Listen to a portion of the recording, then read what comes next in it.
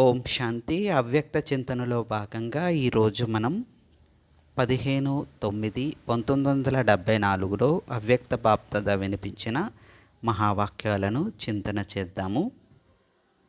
ఈ మురళి యొక్క హెడ్డింగు పురుషార్థం యొక్క అంతిమ లక్ష్యం అవ్యక్త ఫరిస్తాగా అవ్వటం.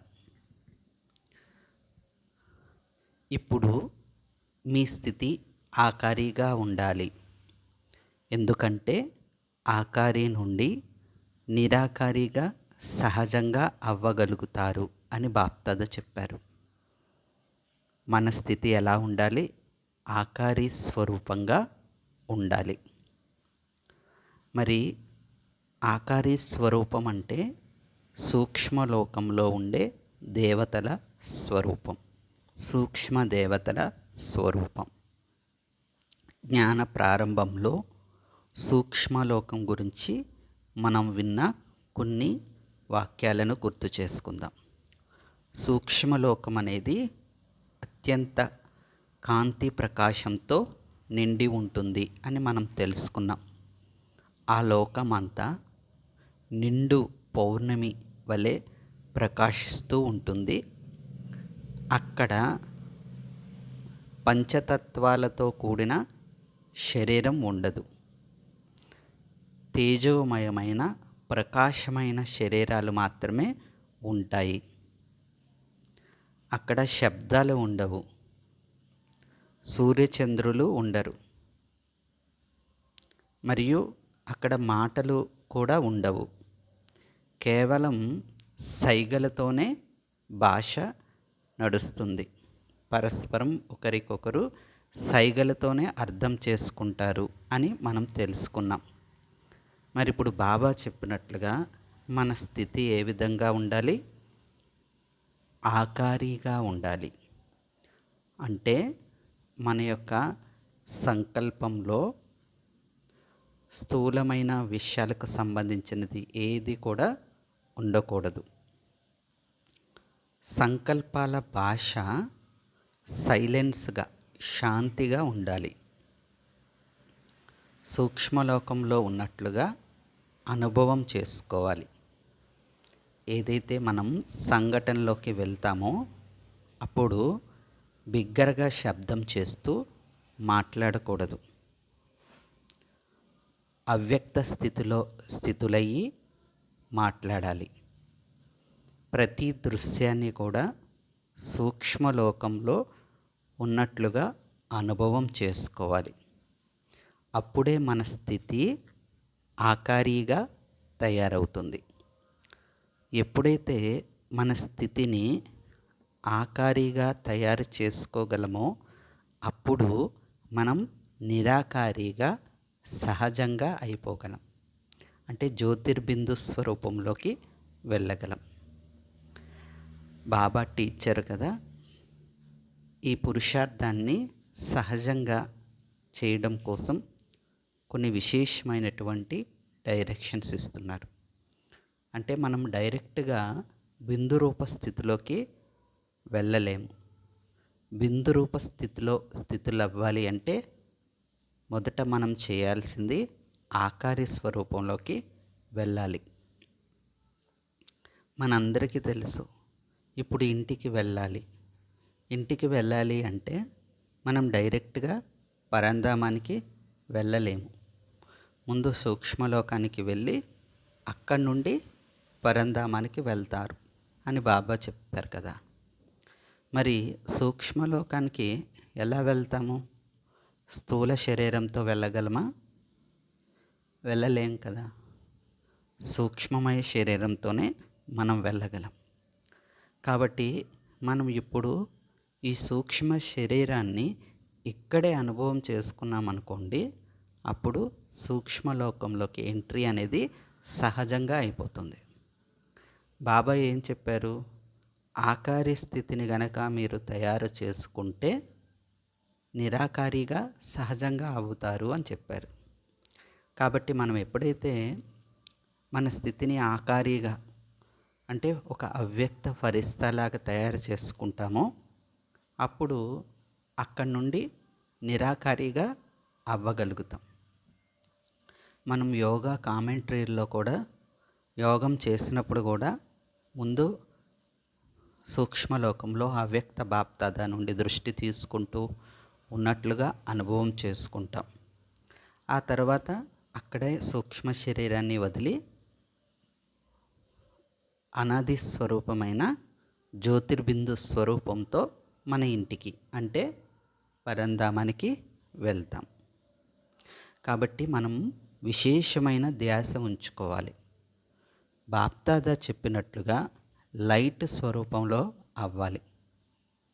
పూర్తిగా ఆ స్వరూపంలో ఇమిడిపోవాలి. సంకల్పాలు లైట్ అంటే ప్రకాశమయంగా ఉండాలి, తేలికగా ఉండాలి. మరి విశేషంగా మన సంకల్పాలు శుద్ధంగా, శ్రేష్టంగా, పవిత్రంగా ఉన్నప్పుడు దానికి నిదర్శనం ఏంటి? కళ్ళు, దృష్టి. ఈ కనులు దృష్టి ద్వారా లైట్ వస్తున్నట్లుగా అనుభవం చేసుకుంటారు. ఎప్పుడైతే మనం స్వయంగా మనకి మనం ఈ స్థితిని తయారు చేసుకుంటామో అప్పుడు ఇతరులకి కూడా అనుభవం చేయగలుగుతాం. మరి ఇప్పుడు ఏదైతే అంతిమ పురుషార్థం యొక్క లక్ష్యము అవ్యక్త ఫరిస్తాగా తయారవ్వటం అని బాప్దాదా చెప్పారో ఆ లక్ష్యాన్ని దృఢంగా మనదిగా చేసుకోవాలి. ఇప్పుడు అవ్యక్తవతనవాసి స్థితి వరకు చేరుకోవాలి. అప్పుడే వెంట వెళ్ళగలరు అని బాప్దాదా చెప్పారు. మరి మనం ప్రతిజ్ఞ చేశాం కదా, బాబా కూడా ప్రతిజ్ఞ చేశారు, పిల్లలు మీతోడే ఉంటాను, మిమ్మల్ని వెంట తీసుకువెళ్తాను అని. బాబా అయితే సదాశివ, వారు చెప్పిన మాటకి కట్టుబడే ఉంటారు. కానీ మనము బాబా చెప్పినట్లుగా ఆ స్థితి తయారు చేసుకున్నప్పుడే మనం బాబా వెంట వెళ్ళగలుగుతాం.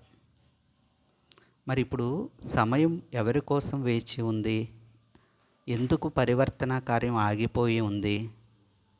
యుద్ధం యొక్క మేఘాలు కమ్ముకుని కూడా ఎందుకు ఆగిపోతుంది? వీటన్నిటికీ బాప్దాదా చెప్పిన ఒకే ఒక జవాబు ఏంటి అంటే, మీ స్థితి ఇంకా తయారవ్వలేదు, మీరు తయారవ్వలేదు. పిల్లలైన మీరు తయారైపోతే అప్పుడు పరివర్తన కార్యం తీవ్రగతిలో నడుస్తుంది అని బాబా చెప్పారు. అందుకు మనం ఇప్పుడు ఎలా అవ్వాలి? అవ్యక్త వతనవాసీలుగా అవ్వాలి. కేవలం బాబా చెప్పింది ఇదంతా కూడా స్థితిని తయారు చేసుకోవడం కోసం, అంతేగాని కర్మలన్నీ వదిలేసి ఒక గదిలో కూర్చుని అవ్యక్తవతనవాసిగా అయిపోమని బాబా చెప్పట్లేదు. మనం కర్మయోగులం, యోగి జీవితం జీవించే వాళ్ళం. కాబట్టి కర్మలు చేస్తూ కూడా ఏదైతే అవసరమైన కర్మలు ఉన్నాయో అవి, అందువల్ల మనం మన సంకల్పాలలో ఏముండాలి అంటే విశ్వ కళ్యాణ కార్యం ఇమిడి ఉండాలి. అటువంటి సంకల్పాలే చేయాలి. ఇప్పుడు ఇది ఎమర్జెన్సీ టైం అని అనుకోవచ్చు. ఆర్డినెన్స్ జారీ చేస్తారు కదా, ఎమర్జెన్సీ ప్రకటిస్తే అక్కడ పరిస్థితులు మారిపోతాయి, ఒక రూల్ అనేది పాస్ చేస్తారు. అదేవిధంగా ఇప్పుడు మనకి మనం ఒక రూల్ పాస్ చేసుకోవాలి. ఏంటి అంటే మన ఆలోచన, మన సంకల్పం దేనికోసం ఉండాలి? విశ్వ కళ్యాణ కార్యం కోసమే ఉండాలి, కొత్త ప్రపంచ స్థాపన కోసమే ఉండాలి. ఇప్పుడు ఇంకా మనం ఉండిపోయిన బ్రాహ్మణాత్మలం ఎవరైతే ఉన్నామో ఇక్కడ మనం చేయాల్సిన బాధ్యత ఏంటి అంటే, మనకు ఉండిన బాధ్యత ఏంటి అంటే, ఇప్పుడు కొత్త ప్రపంచ స్థాపన కోసం, దివ్యాత్మలు జన్మ తీసుకోవడం కోసం మనం అటువంటి వాతావరణాన్ని ఈ సృష్టిలో తయారు చేయాలి. అందుకే బాబా అంటున్నారు, మీ లైట్ యొక్క కిరణాలను నలువైపులా వ్యాపింపచేయండి, అటువంటి వాతావరణాన్ని క్రియేట్ చేయండి అని బాప్దాదా పదే పదే చెప్తున్నారు. మరి బ్రహ్మ బాబాకు అవ్యక్త రూపం పాత్ర ఎందుకు వచ్చింది? అవ్యక్త పాత్ర ఎందుకు వచ్చింది? అందరినీ అవ్యక్త స్థితులు చేసేందుకే బ్రహ్మబాబా అవ్యక్త రూపంలో ఉన్నారు. బ్రహ్మబాబా అయితే చాలా గుప్త శ్రమ చేశారు. గుప్త పురుషార్థం చేశారు. కానీ ఇప్పుడు మనం అటువంటి పురుషార్థం చేయాలి అంటే సహజంగా అవుతుంది అంటున్నారు. ఎందుకంటే బాప్దాదా ఇప్పుడు తోడుగా ఉన్నారు, మనకి మార్గం సుగమం చేస్తున్నారు. అవ్యక్త బాప్దాదా సహయోగం అనేటటువంటిది మనందరికీ ఉంది ఇప్పుడు. కాబట్టి ఇప్పుడు ఈ అంతిమ పురుషార్థం మిగిలిపోయి ఉంది అని బాప్దాదా అంటున్నారు. ఏ అంతిమ పురుషార్థం? మన స్థితిని లైట్గా, ఆకారీగా తయారు చేసుకోవాలి. దీని ద్వారానే సాక్షాత్కారాలు జరుగుతాయి అని బాబా చెప్తున్నారు. మరి డ్రామాలో సాక్షాత్కారాల పాత్ర ఫిక్స్ అయి ఉంది. మనం డ్రామా గురించి ఏమంటాం? 5000 సంవత్సరాల క్రితం జరిగింది, మళ్ళీ ఇప్పుడు రిపీట్ అవుతుంది. రిపీట్ అవుతుంది అంటే మనం మన పాత్ర కూడా రిపీట్ చేయాలి. బాబా అంటారు, 5000 సంవత్సరాల క్రితం జరిగిందే మీరు చేసిన పురుషార్థమే మళ్ళీ ఇప్పుడు చేయండి. అంటే మనం ఏది అనుకుంటామో సంకల్పం, బాప్దాదా ఏది చెప్పారో అది చేయడానికి ఒక అడుగు వేస్తే బాబా 1000 అడుగుల సహాయం చేస్తానని అంటారు. కాబట్టి మన స్థితిని లైట్ స్వరూపంగా చేసుకుంటే చాలు. ప్రొజెక్టర్ ద్వారా బాబా ఎవరికి ఏది సాక్షాత్కారం చేయాలో అది చేయిస్తారు. కేవలం మన స్థితిని మాత్రం ఒక లైట్గా తయారు చేసుకోవాలి. ఇప్పుడు చూడండి, కెమెరా కూడా ఫోటో తీసేటప్పుడు ఒక్క సెకండ్ పాటు ఫ్లాష్ వస్తుంది కదా. ఫ్లాష్ వచ్చినప్పుడే అక్కడ క్లారిటీగా ఫోటో అనేది వస్తుంది. అదేవిధంగా మన ఆత్మలో లైట్ స్వరూపం కనుక మనం పెట్టుకున్నట్లయితే అప్పుడు ఇతరులకి కూడా ఇష్టదేవతలు కావచ్చు, లేదంటే బ్రహ్మబాబా కావచ్చు, లేకపోతే శివబాబా జ్యోతిర్బిందు కావచ్చు, ఏది ఎవరికి ఎలా కోరుకుంటున్నారో అలాంటి సాక్షాత్కారాలు బాబా చేయిస్తారు. మనం సాక్షాత్కారాలు చేయించే శక్తి మనకు లేదు. కేవలం మన స్థితిని ఒక లైట్గా, ప్రకాశంగా మాత్రమే మనం చేసుకోగలుగుతాం. అలా ఎప్పుడైతే చేసుకోగలుగుతామో అప్పుడే సాక్షాత్కారాలు జరుగుతాయి. సాక్షాత్కారాలు జరగాలంటే సాక్షాత్కార మూర్తిగా అవ్వాలి. సాక్షాత్కార మూర్తిగా అవ్వాలి అంటే బ్రహ్మబాబాను A to Z ఫాలో అవ్వాలి. బ్రహ్మబాబా చేసిన పురుషార్థాన్ని మనం చేయాలి. నడుస్తూ తిరుగుతూ లైట్ స్వరూపం యొక్క ఆరాలో మిమ్మల్ని మీరు అనుభవం చేసుకోవాలి అంటున్నారు బాబా. ఏ పని చేస్తున్నా సరే, నేను వైట్ డ్రెస్ వేసుకున్నాను, లేకపోతే వేరే డ్రెస్ వేసుకున్నాను, ఇది ఇక్కడ కాదు. నేను ఒక సూక్ష్మమైన ప్రకాశమయ శరీరధారిని, రూపధారిని, అవ్యక్త ఫరిస్తాను. ఈ సంకల్పంలో A to Z ఇదే ఇమిడిపోయి ఉండాలి. ఎప్పుడైతే ఇలా అనుభవం చేసుకుంటామో, లైట్ స్వరూపం యొక్క ఆరాలో మనం ఉన్నట్లు అనుభవం చేసుకుంటామో. ఆరా అంటే తెలుసు కదా, గత ఎపిసోడ్లో మనం చింతన చేసాం. అంటే మన శరీరం చుట్టూ ఒక ప్రకాశం వెలువడుతున్నట్లుగా అనుభవం చేసుకోవాలి. యోగ శాస్త్రాల్లో కూడా దీని ప్రస్తావన ఉంది ఆరా గురించి. కాబట్టి ఆరాను మనం తయారు చేసుకోవాలంటే మన సంకల్పాలు శుద్ధంగా ఉండాలి, మాటలు శ్రేష్టంగా ఉండాలి, కర్మలు దివ్యంగా ఉండాలి. ఇలా ఎప్పుడైతే మనం డే బై డే, రోజు రోజుకు పురుషార్థం చేస్తామో, వ్యర్థం నుండి దూరంగా ఉండి సమర్థ స్వరూపులుగా అవుతామో, అప్పుడు మాత్రమే ఆరా క్రియేట్ అవుతుంది. కాబట్టి ఎప్పుడైతే ఈ ఆరా క్రియేట్ అవుతుందో అప్పుడే భక్తులకు దైవీ స్వరూపం సాక్షాత్కారం అవుతుంది అని బాబా చెప్తున్నాడు. లైట్ లేకుండా సాక్షాత్కారం జరగదు అని బాప్దాదా చెప్పారు. లైట్ ఉండాల్సిందే. కాబట్టి ఆ లైటు ఇప్పుడు మనము కావాలి. శాస్త్రాల్లో కూడా కంసుడు ఉదాహరణ ఉంది. చెప్తారు కదా, కంసుడు ఒక శిశువుని సంహరించడానికి ప్రయత్నం చేసినప్పుడు అది యోగమాయగా అయిపోయి పైకి వెళ్ళిపోతుంది అన్నమాట. యోగమాయగా అయ్యి ఆకాశవాణి వినిపిస్తుంది, శబ్దం వినిపిస్తుంది అని చెప్తారు. అదేవిధంగా ఇప్పుడు మీరు మీ స్థితిని లైట్గా చేసుకున్నట్లయితే అప్పుడు భక్తులకి కూడా సాక్షాత్కారం అవ్వడంతో పాటు ఒక ఆకాశవాణి కూడా వినిపిస్తుంది. ఆ ఆకాశవాణి అంటే అవ్యక్తవాణి. ఈ అవ్యక్తవాణి వినడానికి వాళ్ళు ఎంతో ఉత్సాహంతో ఉంటారు, కోరికతో ఉంటారు అని బాప్దాదా చెప్పారు. మరి బాబా చెప్పారు, మీ సాక్షాత్కారం అయినప్పుడు ఈ దైవీ ద్వారా ఆకాశవాణి వినిపిస్తుందని, ఈ దేవతల ద్వారా ఆకాశవాణి వినిపిస్తుందని వాళ్ళు అనుభవం చేసుకుంటారు. ఇప్పుడు జ్వాలాముఖిగా అయ్యే సమయం అంటున్నారు బాబా. మామూలు చిన్న చిన్న లైట్ కాదు. ఏ లైటు? ఒక జ్వాలాముఖ స్వరూపంగా లైటు. పెట్రోమాక్స్ లైట్ ఉంటుంది కదా, ఆ విధంగా మనం తయారవ్వాలి. అలా తయారవ్వాలంటే ఎంత యోగశక్తి ఉండాలో ఒకసారి ఆలోచించండి. రోజు రోజుకి మన యోగశక్తి పెరగాలే తప్ప, యోగ బలం పెంచుకోవాలే తప్ప, వేరే వ్యర్థ కర్మలు, వ్యర్థ మాటలు, వ్యర్థ విషయాల్లో సమయం గడపడం ఇవన్నీ చేస్తూ యోగశక్తిని తగ్గించుకోకూడదు.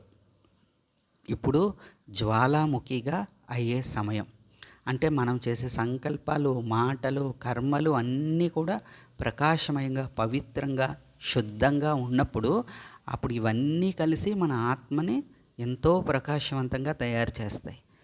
ఒక జ్వాలా స్వరూపంగా వెలుగుతూ ఉంటాం. మరి బాబా చెప్పారు, ఇప్పటి స్థితి మరియు పురుషార్థం యొక్క లక్ష్యం ఏంటి అంటే అవ్యక్త ఫరిస్తాగా అవ్వటం మరియు సాక్షాత్కారం చేయించడం. ముందు మనం బాబా చెప్పినట్లుగా తయారవుతే చాలు. అప్పుడు సాక్షాత్కారాలు ఎలా జరగాలో బాబాకి తెలుసు, డ్రామాకి తెలుసు.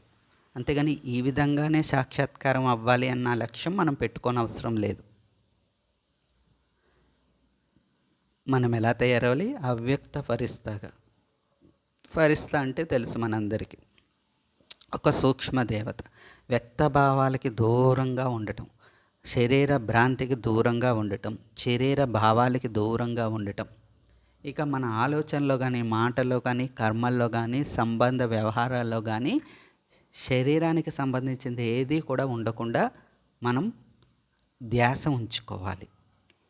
మరి బాబా చెప్తున్నారు, స్మృతి చేసేటప్పుడు కూడా విశేషమైన ధ్యాస ఉంచుకోండి. స్థూల వ్యవహారాల్లో అతీతమైపోండి.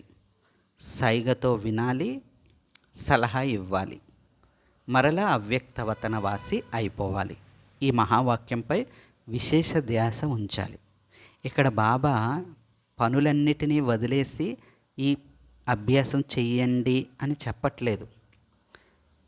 ఏదైతే సేవా బాధ్యత ఉందో, లౌకికంలో కావచ్చు, అలౌకికంలో కావచ్చు, ఏదైతే బాధ్యత ఉందో ఆ బాధ్యత చేస్తూనే, బాధ్యత వదిలేసి పురుషార్థం చేయిస్తే ఫలితం అనేది ఉండదు. మనకి ఎక్కడ కూడా యజ్ఞ చరిత్ర లేదు. చూడండి, బ్రహ్మబాబాకు జ్ఞానం, బాబా సాక్షాత్కారాలు రాకముందు, బాబా ప్రవేశించకముందు ఫ్యామిలీ ఉండేది, కొత్త కుటుంబ సభ్యులు ఉండేవారు, అంతే. కానీ ఎప్పుడైతే బాబా ప్రవేశించారో, బ్రాహ్మణులుగా బ్రహ్మబాబాగా అయ్యారో, అప్పుడు ఇంకా పరివారం పెరిగిందా తగ్గిందా? పెరిగింది. అంటే బాధ్యత తగ్గిందా పెరిగిందా? పెరిగింది. అలాగే మనం ఇప్పుడు ఎవరము ఒక స్థానం కళ్యాణకార్యులు కాదు, ఒక ఇంటి యొక్క కళ్యాణకార్యులు కాదు, విశ్వ కళ్యాణకార్యులు. అంటే మన బాధ్యత పెరుగుతూనే ఉంటుంది. కాబట్టి మనం ఆ బాధ్యత నెరవేరుస్తూనే మన స్థితి మాత్రం, మన ఆంతరంగికంలోని భాష మాత్రం లైట్గా చేసుకోవాలి. ఎలాంటి పరిస్థితి వచ్చినా సరే లైట్గా ఉండాలి. మరి బాబా చెప్తున్నారు, అవ్యక్తవతనవాసిలుగా అయిపోవాలి. బాధ్యతలు తక్కువైతే ఫరిస్తా అవుతామని అనుకోకండి. అలా జరగదు. బాధ్యతలు, సేవ ఇంకా పెరుగుతూనే ఉంటుంది. ఇప్పుడు మనం చూస్తున్నాం కదా, నలువైపులా సేవ అనేది ఇంకా ఎక్కువగా పెరుగుతుంది. అనేక రూపాలలో సేవ వెళ్ళిపోతూ ఉంది. ఒక రూపం అని చెప్పడానికి ఇప్పుడు వీలు కాదు. మనకు తెలియని విధంగా కూడా చాలా సేవ జరిగిపోతూ ఉంది. అనేక వెరైటీ కొత్త పద్ధతుల్లో భిన్న రూపాలలో సేవ పెరుగుతూనే ఉంటుంది. కానీ అందులో మన బాధ్యత ఏంటి, మనం చేయాల్సిన సేవ ఏంటి అనేది చింతన చేయాలి. శాంతి స్వరూప స్థితులైపోవాలి. బాబా చెప్పినట్లుగా లైట్ హౌస్గా అయ్యి నలువైపులా సేవ చేయాలి. లైట్ హౌస్ ఉదాహరణ తెలుసు కదా అందరికీ.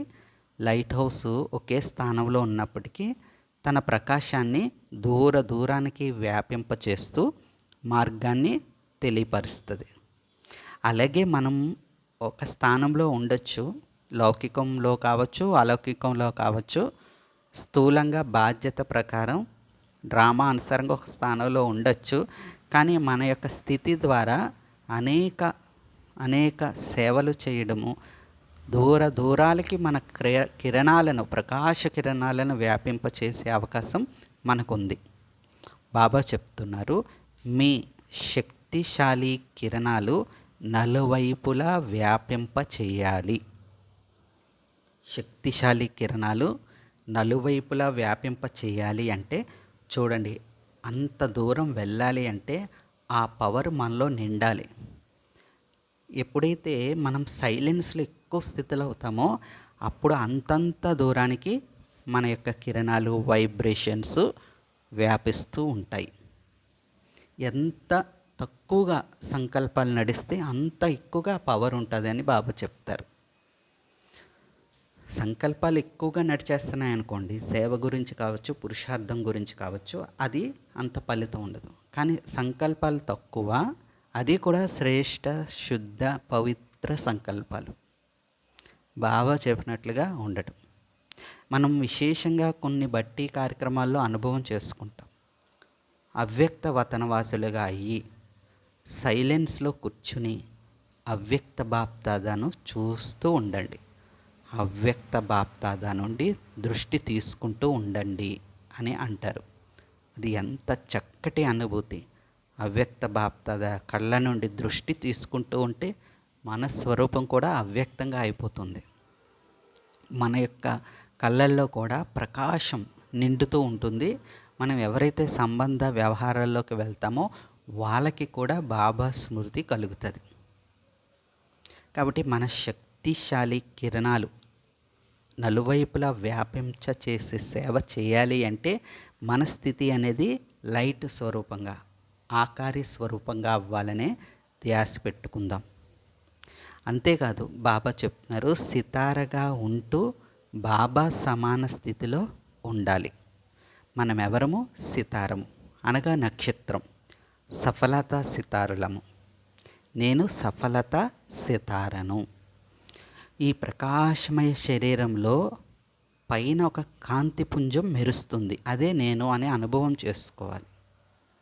ఎప్పటి వరకు బాబా సమాన స్థితి చేరుకోరో అప్పటి వరకు బాబా సమాన సింహాసనాన్ని కూడా తీసుకోలేరు అని బాబా చెప్తున్నారు.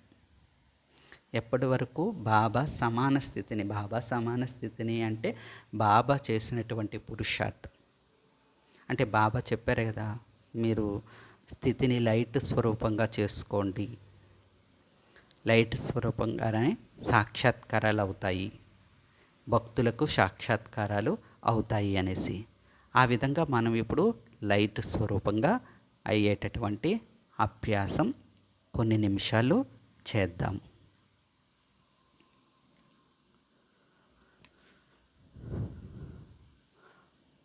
ఓం శాంతి.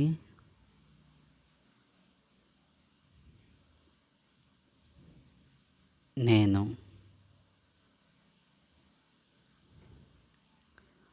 ప్రకాశమయ సితారను.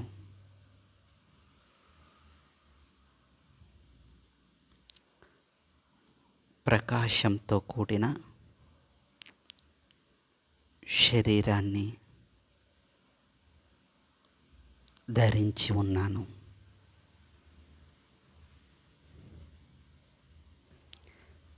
నేను అవ్యక్తపరుస్తాను.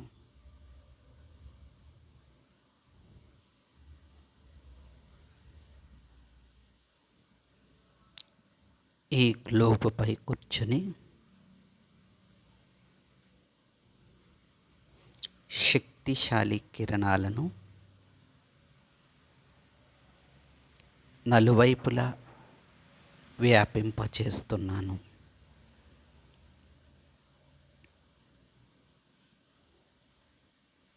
ఈ శక్తిశాలి కిరణాలు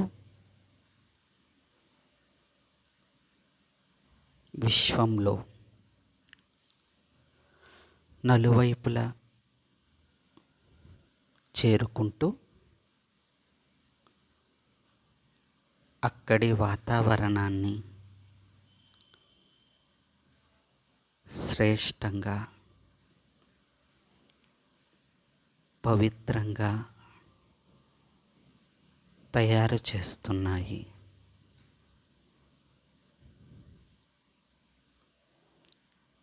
ఈ పవిత్ర కిరణాలు పవిత్ర ప్రపంచ స్థాపనకు అవసరమైన పంచతత్వాలను పవిత్రంగా చేస్తున్నాయి.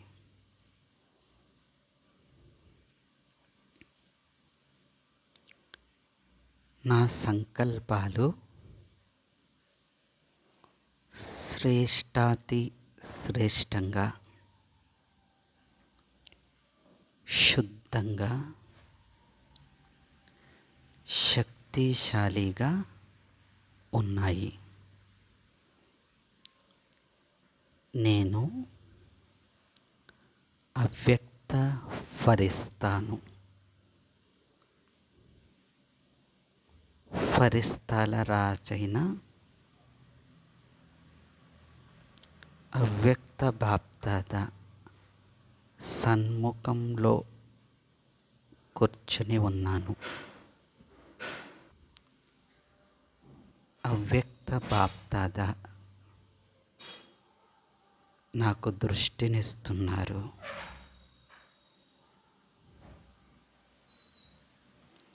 ఈ దృష్టి ద్వారా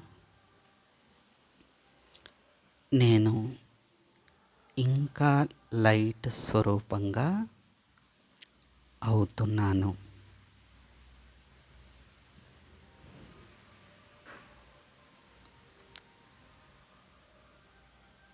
ఈ సూక్ష్మలోకంలోని దృశ్యాలను నా మనోపటలంపై ముద్రించుకుంటున్నాను. మరలా సాకారీ శరీరంలో ప్రవేశించిన తరువాత కూడా నేను సూక్ష్మలోకంలో ఉన్న అవ్యక్త ఫరిస్తాగా అనుభవం చేసుకుంటున్నాను.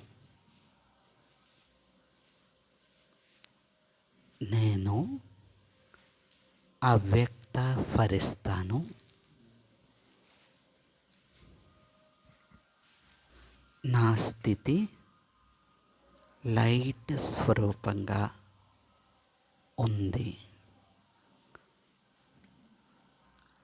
నేను చేసే కర్మలు లైట్గా, ప్రకాశంగా, తేలికగా ఉన్నాయి.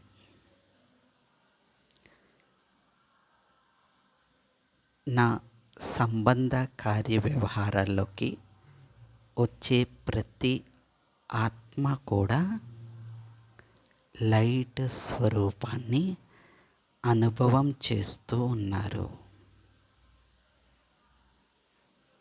మొత్తం ప్రకాశవంతమైన ప్రపంచంలో నేను ఈశ్వరీయ సేవ చేస్తున్నాను.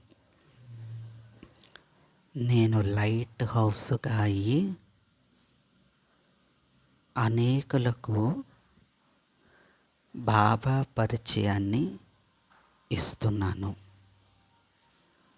నలువైపుల శక్తిరూపి కిరణాలను వ్యాపింపచేస్తూ కొత్త ప్రపంచ స్థాపనకు వేదికను తయారు చేస్తూ ఉన్నాను. ఓం శాంతి.